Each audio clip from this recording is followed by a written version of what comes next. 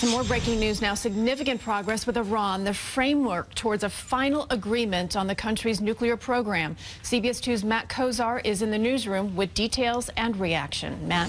Christine, Iran has agreed to dismantle and cut back most of its nuclear program. In return, the U.S. and allies have agreed to gradually lift financial sanctions. The president says it's a good deal for global security, but not everyone agrees. After frantic, non-stop negotiations, weary diplomats finally reached a framework to curtail Iran's nuclear program. President Obama says it prevents Iran from obtaining a nuclear weapon. I am confident that we can show that this deal is good for the security of the United States, for our allies, and for the world. The president says Iran has agreed to dismantle and replace core nuclear reactors, reduce its centrifuges by 2/3, and eliminate the majority of its enriched uranium. International inspectors will have unprecedented access not only to Iranian nuclear facilities, but to the entire supply chain that supports Iran's nuclear program.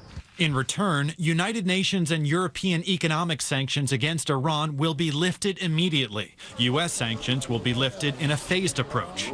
But Israeli Prime Minister Benjamin Netanyahu doesn't support the agreement. Before the announcement, he tweeted, "Any deal must significantly roll back Iran's nuclear capabilities and stop its terrorism and aggression." Netanyahu has said the deal leaves too much of Iran's nuclear infrastructure intact. I don't see how we can trust Iran at all. I mean, they have lied throughout this. Congressman Peter King says allowing Iran to maintain some centrifuges is dangerous. We started these negotiations with the idea of ending Iran's capacity to have a nuclear weapon. Now we're basically locking it in place. That infrastructure is going to remain.